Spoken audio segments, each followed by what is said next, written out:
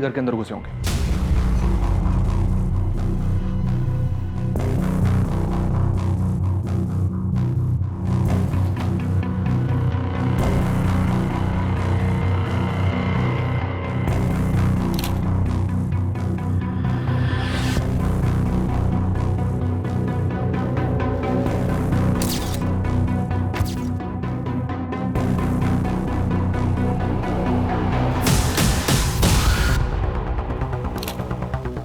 अंकुर, bullet shells मिल गई? जी, total 6 shells मिले, 3 यहाँ बेड पर और 3 यहाँ फ्लोर से, जहाँ संजीव मिला।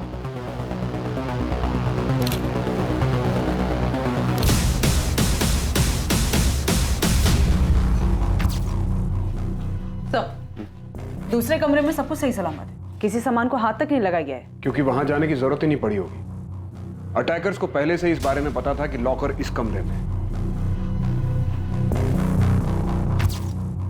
सर, पूनम को डॉक्टर ने डेड डिक्लेयर कर दिया। और उसका हस्बैंड संजीव चोपड़ा क्रिटिकल है सर। दिल्ली में इस डकैती और शूटआउट को एक रात पहले अंजाम दिया गया था।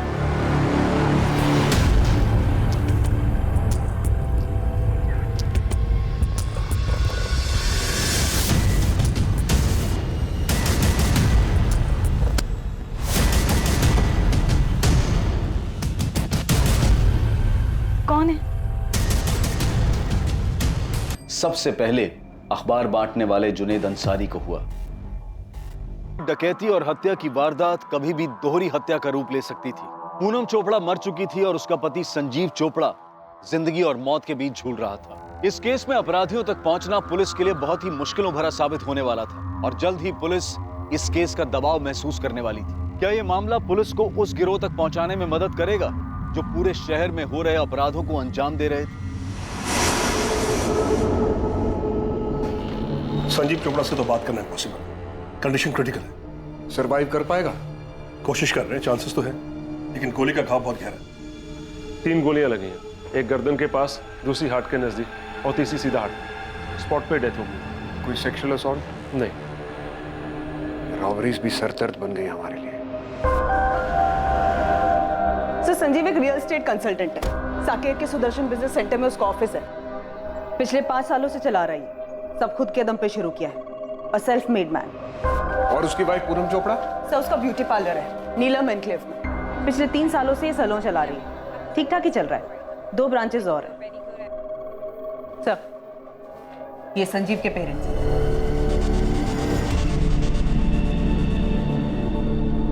और सब पूनम के पेरेंट्स और उसका बड़ा भाई जायसवाल सर के साथ थाने में। वो दोनों भी काफी शौक है। नहीं रहेगा क्या मतलब? ऐसे कैसे मर गई हमारी बेटी? देवेंद्र जी, दरअसल आसपास किसी ने भी गोली चलने की आवाज नहीं सुनी, इसलिए इस वारदात के बारे में पता ही नहीं चला। और जब तक मेडिकल हेल्प पहुंची, उसे हॉस्पिटल ले जाया गया, तब तक डॉक्टर्स ने उसे ब्रॉड डेड डिक्लेयर कर दिया। और संजीव कैसा है? कंडीशन काफी क्रिटिकल है। ये सब हुआ कैसे? अभी हमें सिर्फ इतना पता चला है कि उस घर में डकैती हुई है, लॉकर्स खाली मिले हैं। उन दोनों ने रोकने की कोशिश की होगी। रॉबर्ट्स ने टोटल 6 गोलियां चलाई, 3 संजीव पे और 3 पूनम पे। पूरे दिल्ली में दहशत का माहौल है। दिन दहाड़े रास्ते पे चेन स्नैचिंग हो रही है, घर के अंदर बैठे तो रॉबरी हो रही है, मारा जा रहा है लोगों को। इसके लिए आप सब लोग जिम्मेदार हैं। मैं छोड़ूंगा नहीं किसी को, छोड़ूंगा नहीं किसी को। गहनों का काफी शौक था पूनम को, सब लॉकर में रखे होंगे। ज्वेलरी का कोई अंदाजा बता सकती हैं आप? कोई फैमिली एल्बम या किसी फंक्शन का फोटोग्राफ जिसमें पूनम ने वो ज्वेलरी पहनी हो? संजीव का घर देखना पड़ेगा। संजीव ने घर के बाहर सीसीटीवी कैमरास लगाए थे, उनसे कुछ नहीं मिला आपको?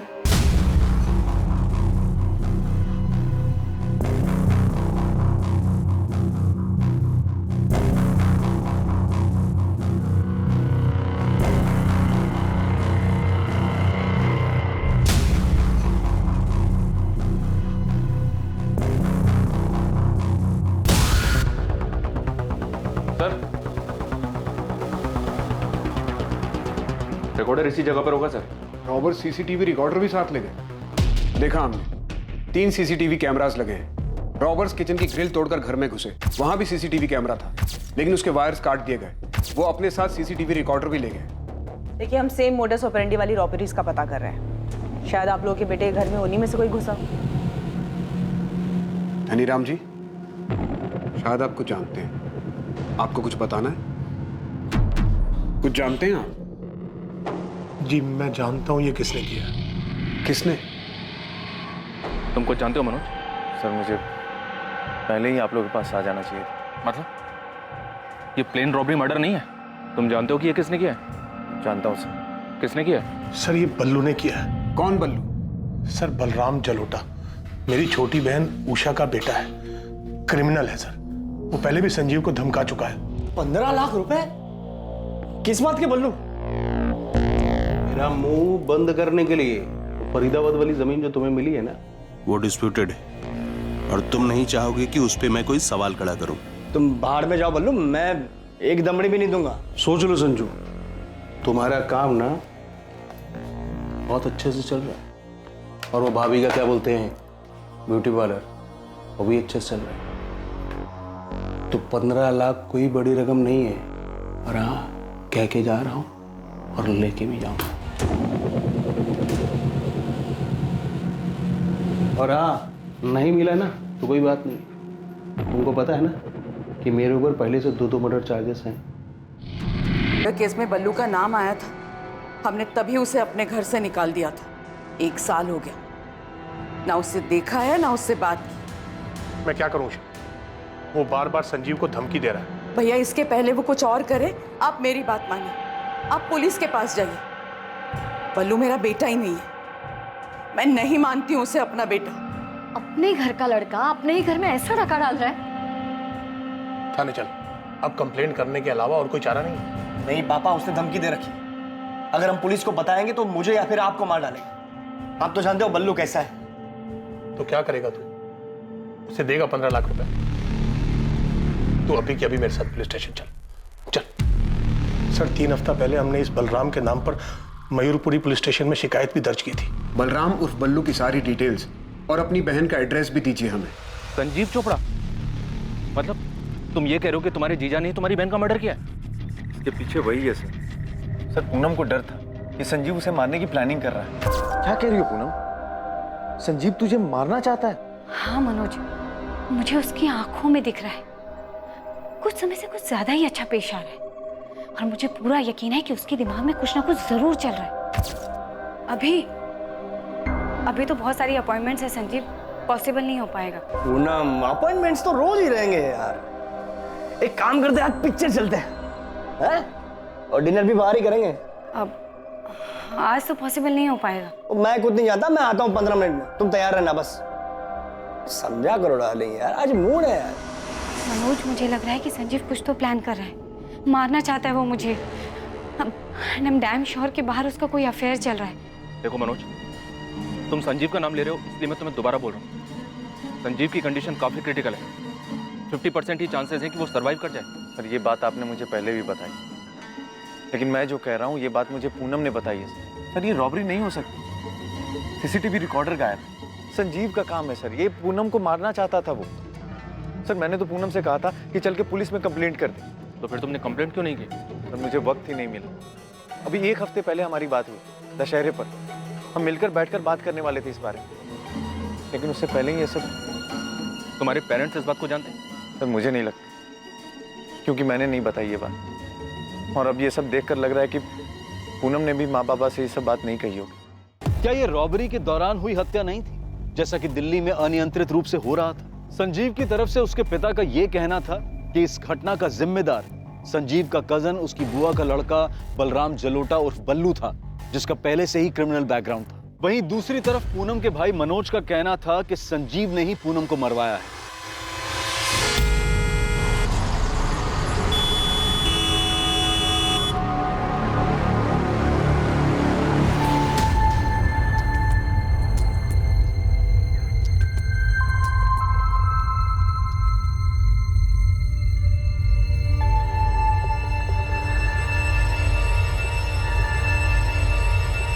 देखिए, आप लोग सिर्फ 5 मिनट के लिए मिल सकते हैं। डॉक्टर, मेरा बेटा अब सेफ तो है ना? संजीव के वाइटल पैरामीटर्स को हम लोग मॉनिटर कर रहे हैं। एक बार स्टेबलाइज हो जाएंगे तो हमें दोबारा ऑपरेशन करना पड़ेगा। अभी तो हम यही कह सकते हैं कि condition is still critical. Sanjeev के फोन रिकॉर्ड्स निकलवाओ। दोनों के मोबाइल तो घर पर ही मिले हैं ना? जी सर, मोबाइल चोरी नहीं हुआ है। दिल्ली के आज तक के हाउस ब्रेक्स में यही ट्रेंड देखा गया है। लेकिन एक बात अजीब है सर, ये पूनम का भाई मनोज संजीव चोपड़ा का नाम ले रहा है। बिना आग के धुआं नहीं उठता। पड़ोसियों से पता करते हैं, सेल फोन और कॉल रिकॉर्ड्स काफी कुछ बताएंगे। यहाँ रॉबरी के एंगल के साथ बल्लू और मनोज का एलिगेशन, इन दोनों एंगल्स को भी देखना पड़ेगा। और यह भी हो सकता है कि किसी ने रॉबरी की आड़ में छिपकर यह काम किया। बल्लू, अब देखते ही गोली मार दीजिए बल्लू को। मेरा बेटा नहीं है वो। और हम नहीं जानते कि वो कहाँ है, और न ही हमें कोई फर्क पड़ता है। उसने अपने ही भाई को मौत के मुंह पर लाकर छोड़ दिया, उसकी बीवी को मार दिया। आप उसे मार दीजिए। उषा जी, धीरज जी, आप लोगों का गुस्सा और संजीव के परिवार की तरफ आप लोगों की भावना एक तरफ है, लेकिन हमें बल्लू को पकड़ना। और बल्लू, वो हमारा बेटा नहीं है। जब वो पहली बार अरेस्ट हुआ था ना, हमने सारे रिश्ते तोड़ दिए थे उससे।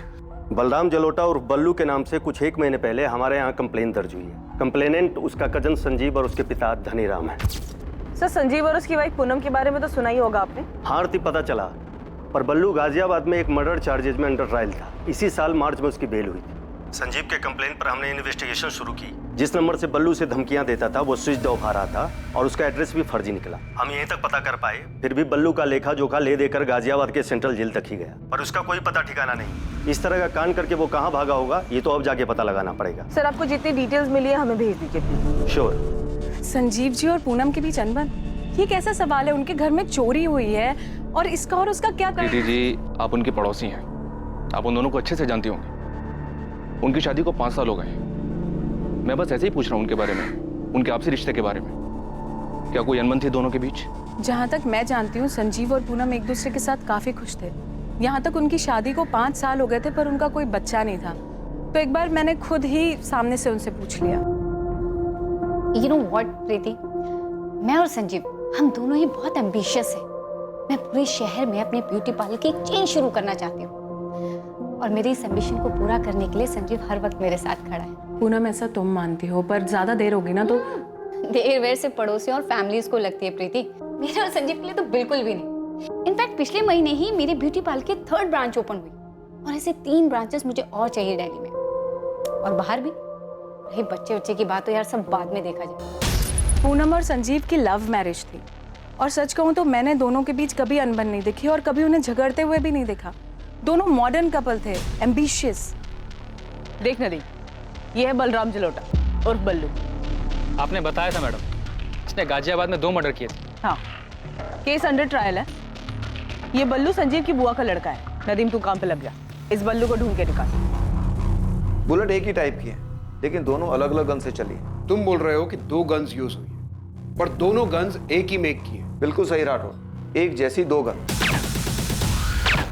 तो हम ये मान सकते हैं कि हमलावर 2 लोग रहे होंगे। होना चाहिए, लेकिन घर में कोई निशान नहीं मिला, कोई फिंगरप्रिंट्स भी नहीं और किसी भी तरह का कोई निशान नहीं।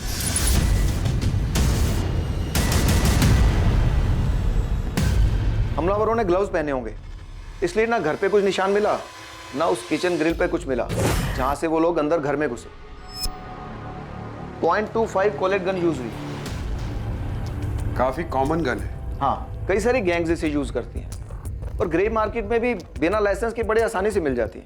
आपकी फाइंडिंग के हिसाब से न्यूज़पेपर डिलीवरी वाले ने सुबह ये डिस्कवर किया कि इस घर में ऐसा कुछ हुआ है, तो उस हिसाब से किसी पड़ोसी ने गोली चलने की आवाज नहीं सुनी, तो डेफिनेटली दोनों गन्स पर साइलेंसर लगे होंगे। फिलहाल हमारे सामने 2 एंगल है।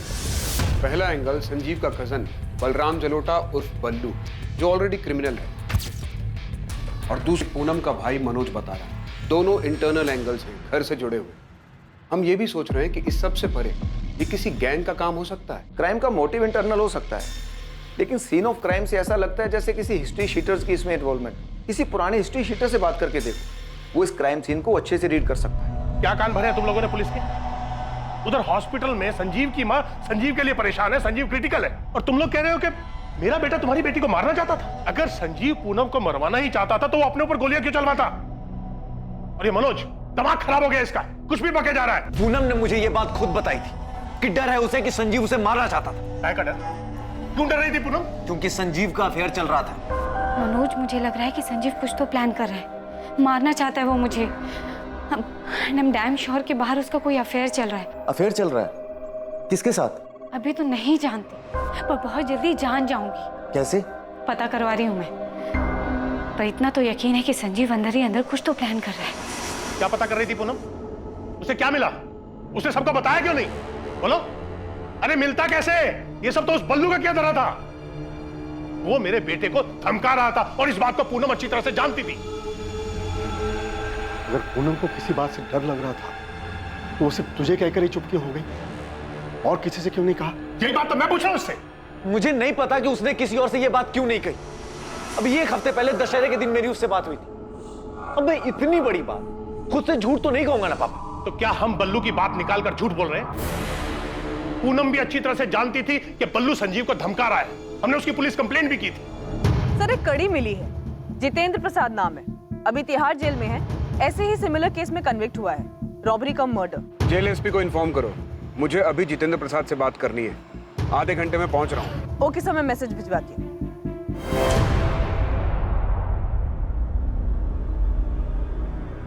फोटो मत दिखाइए साहब, मैं जानता हूँ ये क्या है। तो फिर बता जीतू, तेरा गैंग भी 6 महीने पहले तक यही करता था। मैं अभी का बता सकता हूँ साहब। ये जो इतनी सारी चोरियां हो रही हैं ना, इन सब के पीछे 2 कौड़ी के गैंग हैं। चाकू और कट्टे से ज्यादा औकात नहीं है इनकी। और आप कह रहे हैं कि यहाँ 0.25 वॉलेट का इस्तेमाल हुआ है। बड़ा शातिर है तू। आगे बता, कौन सा गैंग होगा? ये पूरा क्राइम सीन मुझे नहीं लगता ये किसी गैंग का काम है। और जैसा आप बता रहे हैं, आसपास में किसी ने चीखने की आवाज नहीं सुनी। और हद तो तब हो गई जब किसी ने गन शॉट की आवाज नहीं सुनी। हाँ नहीं सुनी। गन पर साइलेंसर होगा। आप ही सोचिए साहब, ऐसा कौन सा रॉबरी करने वाला गैंग है जो गन में साइलेंसर लगाकर ढाका डालने जाता है और अंदर घुसते ही सीधा गोलियां चलाना शुरू कर देता है। ये किसी चोरी चकारी करने वाले गैंग का काम है ही नहीं। ये जो भी है पक्का जान से मारने आया। और जैसा आप बता रहे हैं ना, वो एक बंदा बच गया, वो गलती से बच गया होगा या वो चेक करने में उनसे गलती हुई होगी। सही मायने में तो ये रॉबरी एक बहाना है। वो लोग इन दोनों को जान से मारने आए थे। बल्लू नाम सुना है? बल्लू? बलराम का लोटा? हाँ।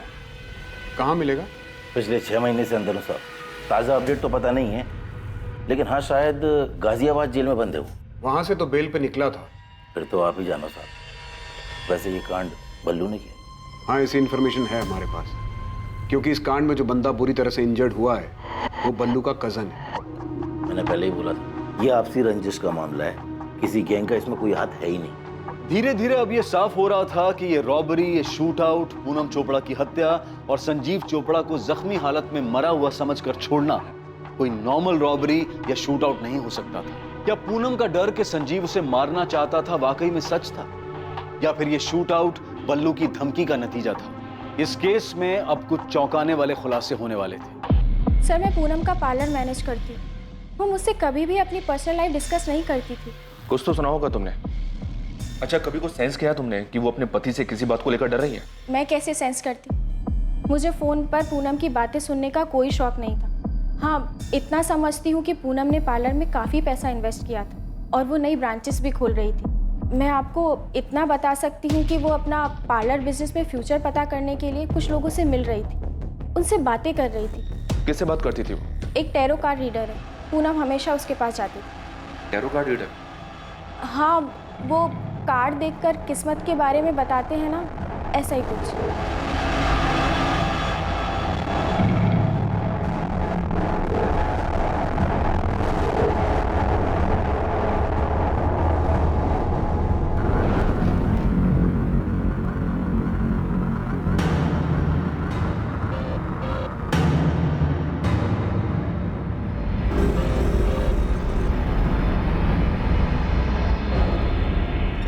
इसका क्या मतलब है तारा?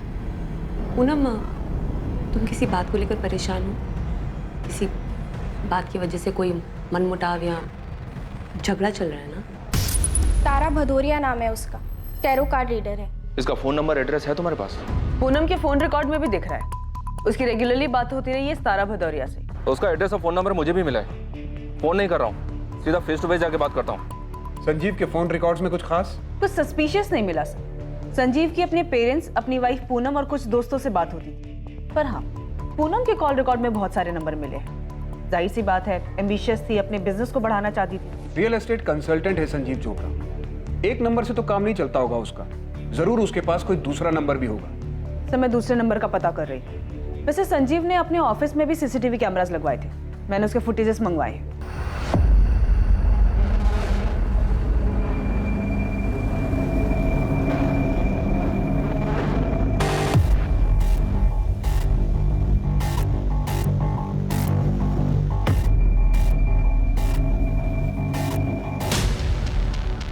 बेल से बाहर आने के बाद ये बल्लू संजीव के ऑफिस में कई बार गया है। ये बल्लू का नंबर जो फिलहाल स्विच ऑफ आ रहा है वो फर्जी नाम और फर्जी एड्रेस पे लिया गया। यहाँ मुझे बल्लू वाला एंगल काफी स्ट्रांग लग रहा है। 2 मर्डर केस की हिस्ट्री है, रंगदारी मांग रहा था, धमकी दी थी। तो मैं मनोज को क्या सूझी संजीव का नाम लेने की? कहीं वो खुद का पर्सनल एंगल लगाकर कोई कहानी तो नहीं सुना रहा है? क्या पूनम ने सच में मनोज से संजीव के अफेयर के बारे में कुछ कहा होगा? बेटा, पूनम ने क्या सच में तुझसे कहा था कि संजीव उसे मारना चाहता है?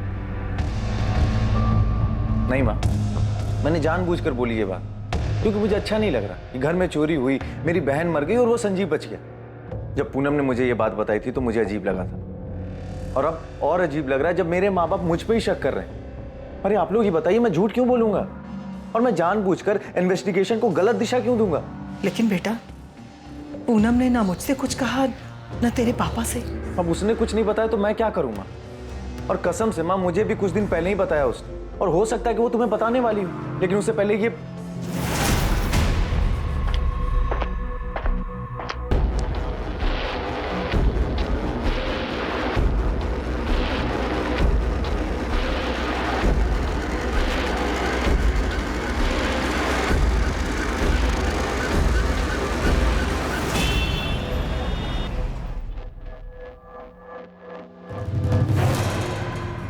अरे मैडम, आपने फोन किया तो आप बताइए ना, आप कौन बोल रहे हो? मैं असिस्टेंट सब इंस्पेक्टर आरती त्रिवेदी बोल रही हूँ, रसिक विहार पुलिस स्टेशन से। मैं गिरीश रावत बोल रहा हूँ। पूनम चोपड़ा को तो जानते ही होंगे आप? हाँ जी, बिल्कुल जानता हूँ। उनका मर्डर हुआ है, उनके हस्बैंड की कंडीशन क्रिटिकल है। Very sad. अभी 3 दिन पहले पढ़ा अखबार में मैंने। 3 दिन पहले से भी जानते होंगे। 14 अक्टूबर को पूनम चोपड़ा के घर में अटैक हुआ था। उसके पहले से ही पूनम चोपड़ा के फोन रिकॉर्ड में आपसे बातचीत होती दिख रही है। हाँ जी, मैंने कब मना किया? बातचीत हुई थी, मेरी होती रहती थी। इनफैक्ट सितंबर के आखिरी वीक में उनसे मिलने गया था मैं, अपना बैलेंस पेमेंट लेने के लिए। 45,000 रुपये कैश। कौन है आप? मैं गिरीश रावत, प्राइवेट डिटेक्टिव। शादी की कोई इंक्वायरी हो, डिवोर्स का कोई मैटर हो, अफेयर का चक्कर पता लगाना हो, पति पत्नी के बीच में कोई डाउट हो, ये सारी इंफॉर्मेशन इन्वेस्टिगेशन फुल सीक्रेसी के साथ, यानी गोपनीय तरीके से करता हूँ। आप दिल्ली नगरी न्यूज़पेपर के 4थे पेज के दाहिनी साइड की चौकड़ी में देखिए, वहाँ मेरा ऐड रोज आता है, गिरीश रावत प्राइवेट डिटेक्टिव। पूनम चोपड़ा के लिए इन्वेस्टिगेशन कर रहे थे आप? उसके पति का अफेयर था? हाँ जी, बिल्कुल था। सुन के धक्का लगा आंटी। क्या बोल रहे हैं डॉक्टर? पता नहीं बेटा, डॉक्टर कह रहे हैं कोई नर्व अफेक्ट हुआ है। ट्रीटमेंट पे रिस्पॉन्ड तो कर रहा है संजीव, लेकिन अभी तक उसे होश नहीं आया। बोल रहे हैं कि ब्रेन में कहीं कुछ गड़बड़ हुई है। यहाँ संजीव आंख नहीं खोल रहा है, और वहां पूनम का भाई मनोज कह रहा है संजीव पूनम को मारना चाहता था। बकवास कर रहे हो आंटी, इन सबके पीछे बल्लू का हाथ हो सकता है। हमने भी पुलिस को यही कहा कि बल्लू ने धमकी दी थी संजीव को मारने की, और उसने ऐसा किया भी, लेकिन पुलिस को बल्लू मिल ही नहीं रहा है। ये 100% बल्लू का ही काम है राठौर, कर सकता है। 1 साल पहले हमने उसे अरेस्ट किया था मर्डर चार्जेस में, तब उसके पास से ये .25 कोलेट गन रिकवर हुई।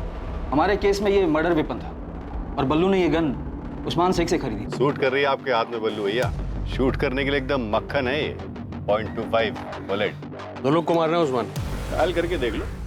जिस डबल मर्डर केस में बल्लू को बेल मिली, उसमें यही गन यूज हुई थी? हाँ, यही गन रिकवर हुई थी बल्लू के पास से। तुम्हारे यहाँ जो कांड हुआ उसमें बल्लू ही शामिल है।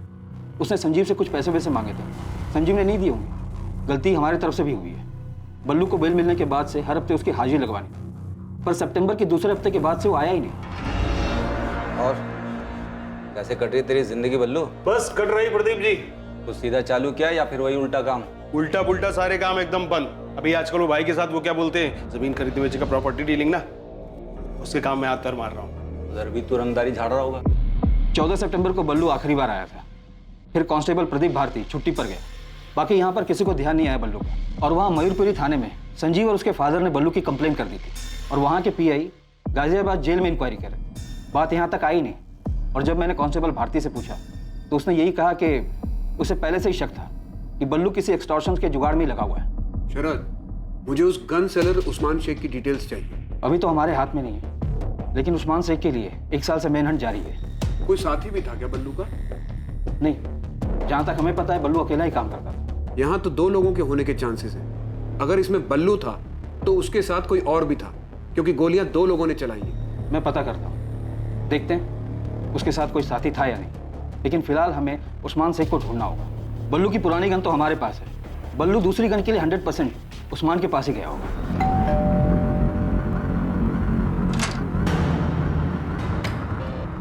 तारा बदौरी, यस। पूनम चोपड़ा के बारे में बात करनी मुझे आपसे। दुख हुआ पूनम के बारे में सुनकर, काफी परेशान थी। किस बात से? अपने हस्बैंड संजीव चोपड़ा की वजह से?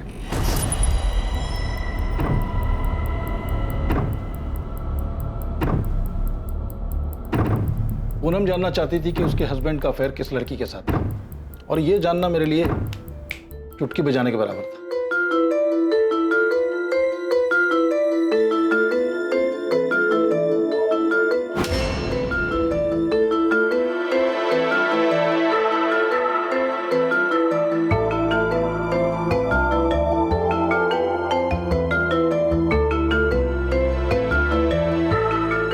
संजीव चोपड़ा और माहिरा तलवार अक्सर किस जगह मिलते थे, ये मैंने कुछ ही हफ्तों में पता लगा लिया। इस लड़की का नाम माहिरा तलवार है? हाँ जी, माहिरा तलवार, उम्र 27 साल। ये साकेत के एक सुपर स्टोर में सेल्स वुमेन का काम करती है।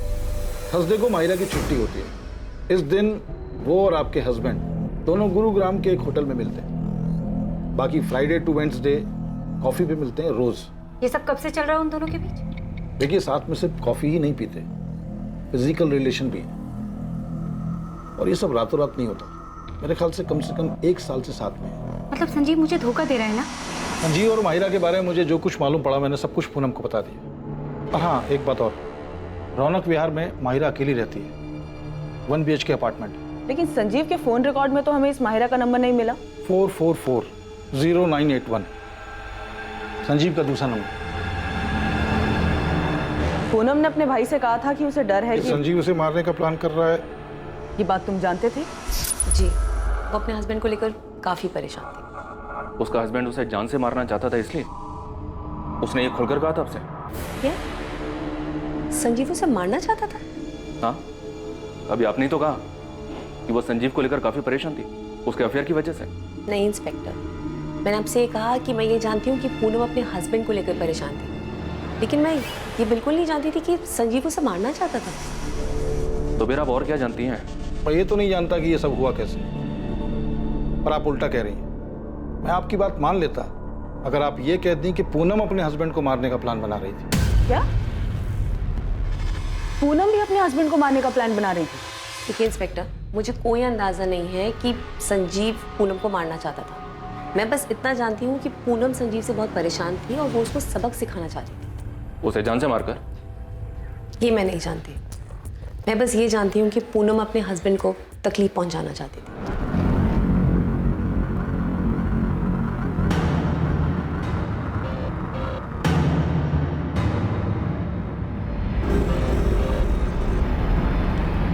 Ten of swords. क्या मतलब है इसका? मुझे कोई धोखा देने वाला है? I mean, मेरा हस्बैंड मेरी पीठ पर छुरा घोंपने वाला है?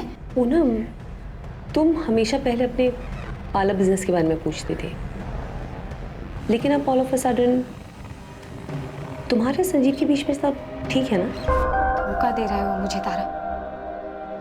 मेरे पीठ पीछे उसका अफेयर चल रहा है, कोई लड़की है उसकी लाइफ में। तो बात करो उससे। और पूनम, ऐसा तो नहीं है कि तुमने कभी उसे धोखा नहीं दिया, है ना? तुम रिलैक्स करो। तुम मेरी हेल्प कर सकती हो प्लीज? तुम कुछ करो ना संजीव का। क्या चाहती हो तुम? मैं चाहती हूँ तारा, तुम उसे दर्द दो, उसे तकलीफ पहुंचाओ। किसी को दर्द देने से खुद भी दर्द ही हासिल होता है। तुम्हें चाहिए कि सबसे पहले तुम अपनी तकलीफ कम करो। वो अचानक ही मुझ पर मेहरबान हो गया है, बहुत केयर करने लगा है मेरी, वक्त बिताना चाहता है। अभी तो बहुत सारी अपॉइंटमेंट्स है संजीव, पॉसिबल नहीं हो पाएगा। पूनम, अपॉइंटमेंट्स तो रोज ही रहेंगे यार। एक काम करते हैं, आज पिक्चर चलते हैं, और डिनर भी बाहर ही करेंगे। अब आज तो पॉसिबल नहीं हो पाएगा। मैं खुद नहीं जाता, मैं आता हूँ 15 मिनट में, तुम तैयार रहना बस। समझा करो डार्लिंग यार, आज मूड है यार। कुछ तो चल रहा है उसके दिमाग में तारा। अपने थॉट्स पर काबू रखो और मेरी बात मानो, संजीव से बात करो, ओके? पूनम मेरे पास पिछले 2 सालों से आ रही थी।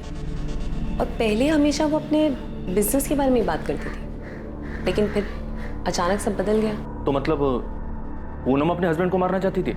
इंस्पेक्टर, जैसा कि मैंने आपको बताया, मैं ये सब नहीं जानती। मैं एक टैरो कार्ड रीडर हूँ। ये लोगों को भड़काना या लोगों के बीच झगड़ा करवाना, ये मेरा काम नहीं है। मेरे क्लाइंट्स आते हैं, कार्ड्स पिक करते हैं और मैं अपनी नॉलेज से वो कार्ड्स उनके लिए रीड करती हूँ। हाँ, लेकिन मैं आपको इतना ज़रूर बता सकती हूँ कि पूनम अपने हस्बैंड को लेकर काफ़ी परेशान थी। अब इस बारे में उसने किसी से बात क्यों नहीं की, ये मैं नहीं जानती, या फिर ये भी हो सकती है। I really can't say.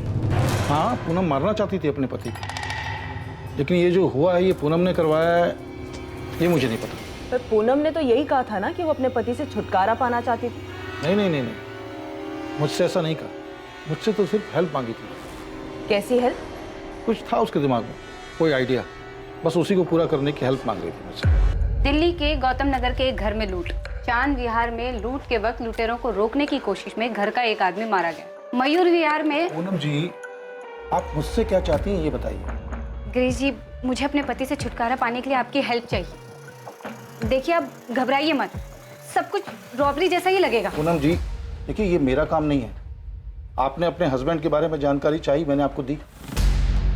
अब आपको एडवाइस दे सकता हूँ कि आप उनसे डिवोर्स लीजिए और उनसे अलग रहिए। लेकिन ऐसा जो आप चाह रही हैं, ये मेरा काम नहीं है। ये क्राइम है, पागलपन है। और मैं आपको बताऊं, ऐसी सोच को अपने ऊपर हावी मत होने दीजिए आप। यू आर राइट, मुझे अपने हस्बैंड से बात करनी चाहिए। गिरीश जी, जब आपको मालूम था तो आपने हमें सामने से कॉल क्यों नहीं किया? क्या बताता मैडम मैं आपको कि उसके दिमाग में क्या चल रहा है, ये बताता? यस, यही बताते। आपको पहले से अंदाजा था कि ऐसा कुछ होने वाला है, जो कि हुआ भी। पहले हमें लगा कि रॉबर गैंग का काम है, बाद में ये पूनम के भाई ने बताया कि संजीव उसे मरवाना चाहता है, फिर ये बल्लू का नाम सामने आया। अब आपसे पता चल रहा है कि पूनम भी अपने हस्बैंड को मरवाना चाहती थी। मैडम, ये कोरा ख्याल था उसके मन का। वो अपने पति के अफेयर को लेकर परेशान चल रही थी, तो आगे कि पूनम अपने हस्बैंड को सबक सिखाना चाहती थी। और सर, उस डिटेक्टिव गिरीश ने भी यही कहा था कि पूनम रॉबरी की आड़ में मर्डर का प्लान बना रही थी, जो कि ऑफ कोर्स उल्टा पड़ गया। साला भाई ढिंडोरा पीटता है कि उसकी बहन को डर था कि उसका पति उसे मारने वाला है। यहाँ तो पूरा ही उल्टा है। खबरी नदीम का फोन है सर, हो सकता है हमलावरों के बारे में कुछ हाथ लगाओ। हाँ नदीम, बोल, क्या खबर है? नाम लिखिए साहब, कमलेश रंजन और पंकज दास, ये दोनों शामिल है। क्या हिस्ट्री इनकी? एमपी की है साहब, और ये वैसे भी कोई नॉर्मल रॉबरी नहीं थी साहब। इन दोनों को हायर किया गया था पूनम चोपड़ा को मारने के लिए। पूनम चोपड़ा को मारने के लिए? नदीम, दोबारा कंफर्म कर, पूनम ने हायर किया होगा संजीव को मारने के लिए? नहीं साहब, इन दोनों को हायर किया था मनीष कालरा ने। अब ये मनीष कालरा कौन है इस कांड में? साहब बहुत बड़ी मछली है ये, बहुत पैसे वाला है, मनी लैंडर है, अय्याश एक नंबर का।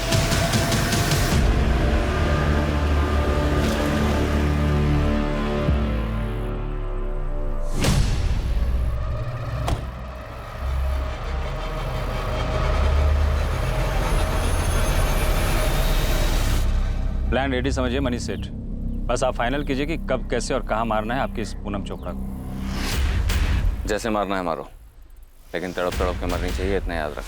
आप उसकी फिक्र मत करो, आप हमारा 2 लाख एडवांस दे दो। खुशखबरी जल्दी मिलेगी, टीवी देखते रहना और बाकी के 5 लाख रेडी रखना। इस कांड के लिए कमलेश रंजन और पंकज दास ने अपने साथ तीसरे बंदे को भी मिलाया था। उस तीसरे बंदे का नाम है बद्रीनाथ दुबे। उसने मुझे खुद से फोन करके ये सब बताया। क्या जानता है इस कांड के बारे में बद्रीनाथ? जो तुमको चाहिए वो सब पता है मुझे, मैं सब कुछ जानता हूँ। लेकिन हाँ, जब तुझे मलाई मिलेगी ना तो मुझे भी याद रखना। ठीक है, चल बता। कमलेश रंजन और पंकज दास भी मुझे पैसे देने वाले थे। ये समझ लो कि मैं भी उस कांड में शामिल था, लेकिन सालों ने मेरे से उस पूनम चोपड़ा की सारी फील्डिंग करवाई। ब्यूटी पार्लर से घर, घर से ब्यूटी पार्लर, कहाँ जाती है, कहाँ रुकती है, सारा डिटेल दिया उनको। उन्होंने लूटा भी, कांड भी किया और उस मनीष सेठ से पैसे भी उठाए, पर जैसे ही पैसे मिले मुझे भूल गए। अब फोन बंद करके बैठे हैं। देख लो साहब, हम यहाँ ये एंगल खंगाल रहे हैं और ये कांड हुआ है ये मनीष कालरा के कहने। मनीष कालरा? हाँ, मनी लैंडर है। हाँ, जानती हूँ। उसने पूनम के पार्लर में पैसे लगाए हैं। पूनम का अच्छा दोस्त है। दोस्त है? और क्या बताया तुम्हें उन दोनों के बारे में? अच्छा, उन दोनों की दोस्ती में कोई दरार आ गई थी क्या? सर, इसका तो मुझे कोई अंदाजा नहीं है, पर आप ऐसा क्यों पूछ रहे हैं? मनीष ने कुछ किया है क्या? वो भी हम जल्दी ही पता लगा लेंगे।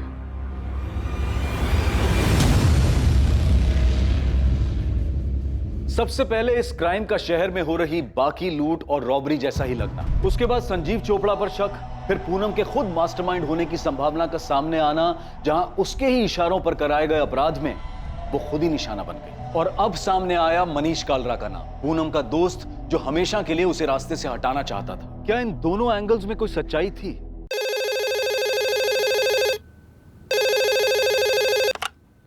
हेलो सर, वो बल्लू का फोन आया था। कब किया था? कहां से किया था ये तो नहीं बताया, लेकिन वो सब कुछ जानता है, सब कुछ। ये भी कि संजीव आईसीयू में है और उसने फिर से धमकी दी है अधूरा काम पूरा करने की।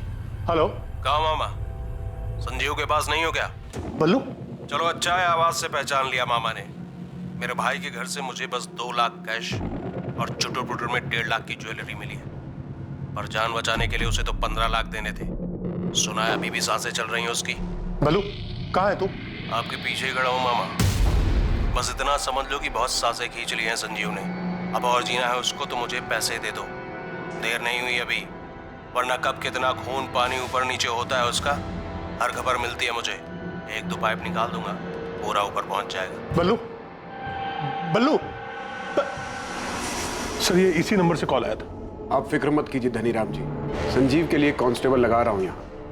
पहले दिन से हम लोग यही कह रहे हैं कि ये सब बल्लू ने किया है। पता नहीं वो मनोज बार बार संजीव का नाम क्यों ले रहा है। वो बिजनेस तुम्हारा है पूनम। अब वो मुनाफे में रहे या घाटे में, मुझे उससे कोई मतलब नहीं। मुझे नहीं पता कि संजीव ने तुम्हारा साथ किस लिए दिया, लेकिन मैं फेवर नहीं कर सकता। I am sorry. हो प्लीज, मैं तुमसे फेवर मांग भी नहीं रही हूँ मनोज।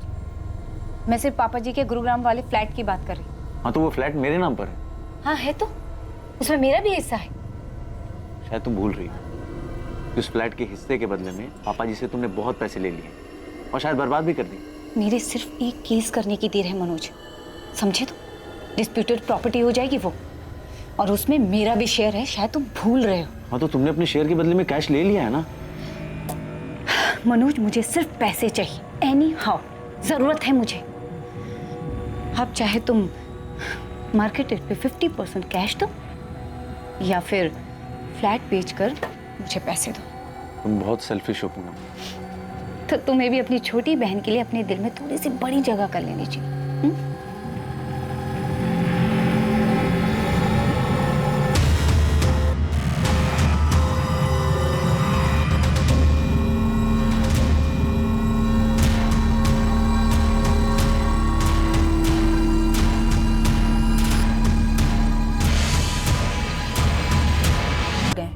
और कब गया? 2 दिन पहले। आपका पति 2 दिन से घर नहीं लौटा, पता नहीं कहाँ गया है, और आप ऐसे ही आराम से घर में बैठी हैं। क्योंकि वो कह कर गए हैं कि उन्हें आने में टाइम लगेगा। वो जहाँ कहीं भी छुपा हुआ है ना, उसको बता देना। जल्दी नहीं लौटा तो पूरे परिवार के लिए मुश्किल खड़ी हो जाएगी। मेरे पति किसी को नहीं मरवा सकते, आप उन पर गलत इल्जाम लगा रहे हैं। तो बता देना उसको, यही बात थाने आकर बता दे हमें। समझ में आया?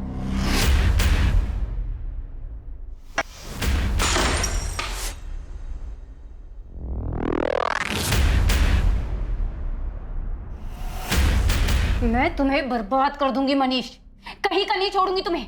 तुम मुझे धमकी दे रही हो पूनम? मुझे ना सुनने की आदत नहीं है मनीष, कोई भी मुझे ना नहीं कह सकता, कोई भी नहीं। सर, संजीव के फादर को जिस नंबर से कॉल आया था वो नंबर फिलहाल स्विच ऑफ है। कल सुबह तक इस नंबर की डिटेल्स हमारे पास होंगी। और सर, ये डिटेक्टिव गिरीश, ये मुझे कुछ ठीक नहीं लग रहा है। इसके पीछे मैंने अपने कुछ आदमी लगा दिए। अब ये मत कहना कि इसमें उसका भी कोई रोल है। सर, क्या है क्या नहीं ये तो नहीं पता, पर हाँ, ये गिरीश जिस तरीके का काम करता है, हिस्ट्री शीटर तो उसके कांटेक्ट में होंगे ही। तो क्या गिरीश ने हमें सिर्फ सुनाने के लिए कहानी बनाई है? चांसेस हैं सर। मेरा सवाल पूरा होने से पहले गिरीश का जवाब सामने होता था। सर, उसे देख के लग रहा था कि वो तैयार बैठा है। सर, मुझे लगता है पूनम के लिए गिरीश ने किलर्स अरेंज किए होंगे, पर दाव उल्टा पड़ गया, पूनम मारी गई और किस्मत से संजीव बच गया। पूनम का भाई मनोज खोसला, क्या मिला उसके बारे में? इंटरेस्टिंग, ठीक है, काम आएगा अपने। तो बहुत दिमाग लगा के इस गिरीश ने कहानी बनाई कि पूनम उसके पास रॉबरी और मर्डर का प्लान लेकर आई। तो जो कहानी हमें गिरीश ने सुनाई उसमें सारे एंगल्स हैं। तो मुझे ऐसा लगता है कि गिरीश जैसे शातिर आदमी ने ये सारा प्लान रचाया है। सबके सब बहुत शातिर लोग हैं सर, किसी की क्रिमिनल हिस्ट्री, किसी की आपसी रंजिश। एक ये बल्लू है जो संजीव से पैसे मांग रहा था, और दूसरा ये मनीष कालरा। कहने को तो पूनम का इन्वेस्टर दोस्त है, पर इन दोनों के बीच चल क्या रहा था कुछ पता नहीं। और अब तुम्हें इस डिटेक्टिव गिरीश रावत के ऊपर डाउट है कि इसने पूनम की हेल्प की होगी इस कांड को करवाने में। और इस सबसे अलग, पूनम का भाई मनोज वो संजीव के नाम का ढोल पीट रहा है सर। तो संजीव और मनोज के बीच में क्या चल रहा था अब तो उसके होश में आने के बाद ही पता चलेगा। पर अभी तो हमें मनीष का पता लगाना होगा और साथ ही गिरीश रावत पर भी नजर रखनी होगी और इनके साथ बल्लू, कमलेश रंजन और पंकज दास को ढूंढना होगा। अगर ये दोनों मिल गए तो समझो आगे की कहानी भी मिल गई। केस में मनीष कालरा मुख्य संदिग्ध था, लेकिन संदेह के घेरे में डिटेक्टिव गिरीश रावत भी था, जिसने शायद ऐसे भयानक षड्यंत्र को अंजाम देने में पूनम की मदद की थी। वो षड्यंत्र जो प्लान के मुताबिक अपने अंजाम तक नहीं पहुंचा। बलराम जलोटा और बल्लू और हमला करने वाले कमलेश रंजन और पंकज दास की तलाश शुरू हुई। पर क्या इस जुर्म की सच्चाई इन्हीं में से किसी के पास थी?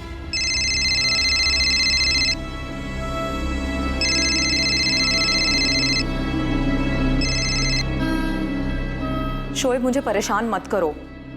होटल शाइनिंग मून, जहांगीरपुरा, यही बात मेरे सामने आकर बोल दो। मैं नहीं आऊंगी। आना पड़ेगा। मैं नहीं आऊंगी, सुना तुमने? तो तुम भी कान खोलकर सुन लो। एक फोन करने के बाद पुलिस भी तुम्हारी बात नहीं सुनेगी। तुम ब्लैकमेल कर रहे हो मुझे? ब्लैकमेल? तुमने मर्डर किया है माहिरा। पूनम को मार दिया है तुमने और संजीव को मरने के लिए छोड़ दिया, तो कभी भी मर सकता है। मैंने कुछ नहीं किया है। होटल शाइनिंग मून 12 बजे आ जाना। किसी को कुछ नहीं पता चलेगा कि तुमने क्या किया।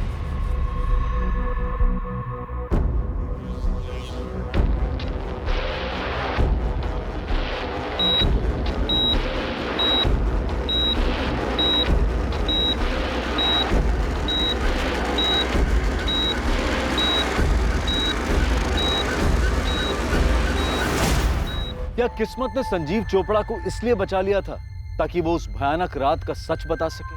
कहते हैं जाको राखे साइयां मार सके ना कोई। क्या संजीव के साथ भी ऐसा ही होने वाला था? क्या हुआ था उस रात, कैसे हुआ था, किसने किया था?